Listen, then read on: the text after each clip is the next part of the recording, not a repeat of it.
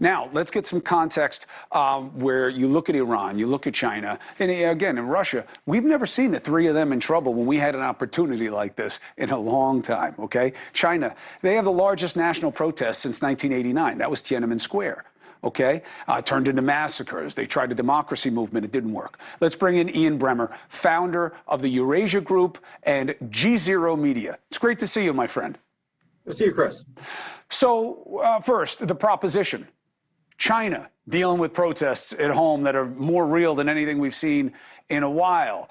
Iran on the back foot with its protesters. Russia on its back foot with its military in Ukraine. This is a good set of possibilities for the American cause, is it not? I agree, but they're very different things.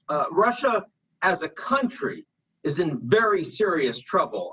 Putin is still traveling. He had, after he called up those 300,000 additional troops, he had some demonstrations. He arrested a couple thousand people. He let most of them go within a couple of days.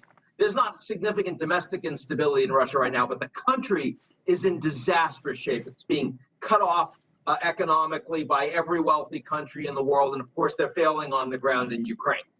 Iran, very different story. There's one that the regime itself is actually in trouble. The theocrats are on the back foot.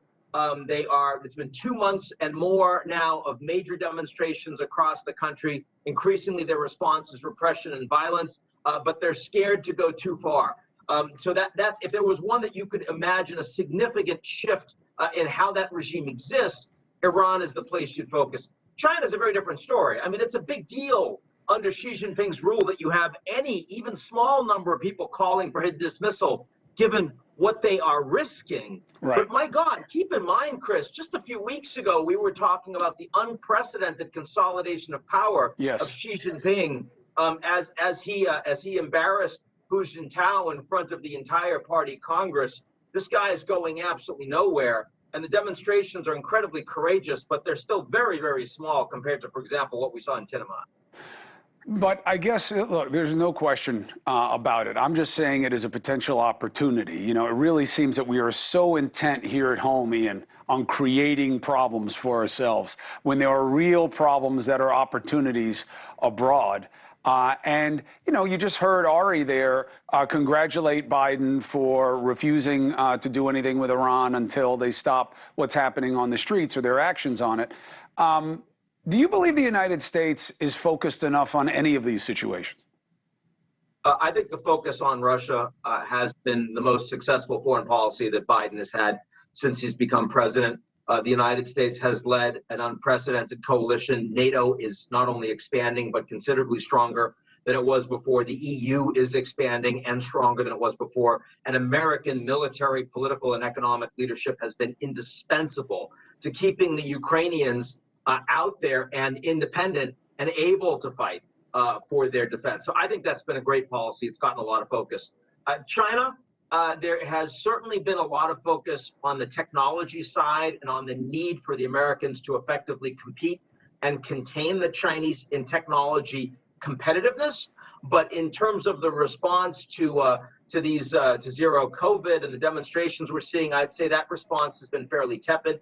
And on the Iran side, the Biden policy had been for months, let's find a way to get back into the Iran nuclear deal. That clearly is not going to happen. I think that's a policy the Americans have not figured out how to handle the Middle East very well. Well, there's no question about that. The legacy is long and lacking. But I really, you know, one of the reasons I'm teeing these up tonight is, one, they're happening. It's extant as an issue. But also, boys, there are opportunity out there for this country if we can get our act together and stop fighting each other with, you know, pretend problems that we're making here in this country about our democracy when there's a chance for democracy abroad. Ian, it is such a gift to the audience to have you on the show. I appreciate you, and I hope to speak to you again. Hey, thank you for watching. Please go to newsnationnow.com, newsnationnow.com, and you can find NewsNation on your television provider. And don't forget to click the red subscribe button down below. Then you will get more of NewsNation's fact-driven coverage.